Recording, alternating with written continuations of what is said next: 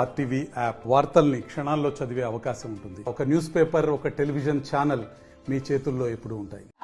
మరి ఘనాపూర్ నియోజకవర్గం ఎమ్మెల్యే మెడక బొంచు పటేల్ గారికి, అదేవిధంగా అన్న తూర అరుణ్ రెడ్డి గారికి, అదేవిధంగా ఆసిఫాబాద్ మరొకసారి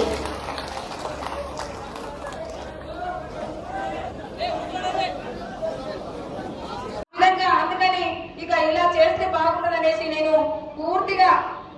కాబట్టి ముఖ్యంగా కుప్పి ప్రాజెక్ట్ ఆదిలాబాద్ అంటేనే మరి పదే పదే మనం అనుకునేది వెనుకబాటు.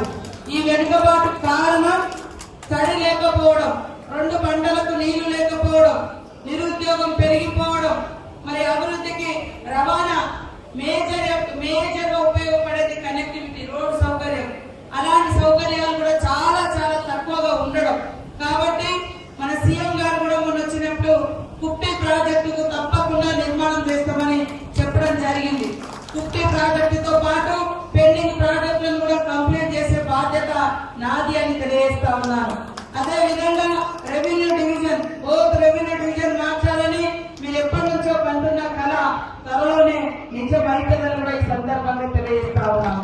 మరి చదువుకున్నటువంటి పిల్లలకు, ఎంతో మంది చదువుకున్న డిగ్రీ కాలేజీ ఇలా బోత్ నియోజకవర్గ హెడ్ క్వార్టర్ లో లేకపోవడం అని కూడా చాలా బాధాకరం. కాబట్టి తప్పకుండా మరి అధికారులను ఆదేశించి బోత్ లో డిగ్రీ కాలేజ్ కూడా ఏర్పాటు చేస్తామని ఈ సందర్భంగా తెలియజేస్తా ఉన్నారు. అదే విధంగా ఫైర్ స్టేషన్ కూడా లేదు. ఇందుకు ఏదైనా ఫైర్ యాక్సిడెంట్ అయినా కూడా ఇబ్బంది పడతా ఉన్నారు.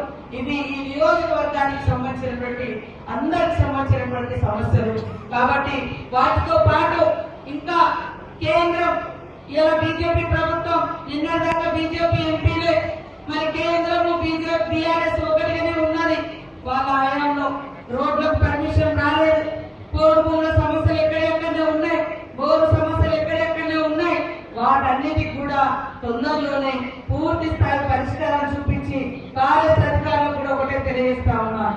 కాంగ్రెస్ గవర్నమెంట్ అటవీ హక్కుల చట్టం ఇచ్చింది.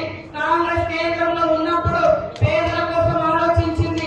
భూముల పట్టాలతో పాటు ప్రతి ఊరికి రోడ్డు గాని, ఇందిర జలప్రభ కింద మరి బోర్లు గాని, ఇట్లాంటి కరెంటు లైన్లు గాని, ప్రాజెక్టులు గాని కట్టించింది.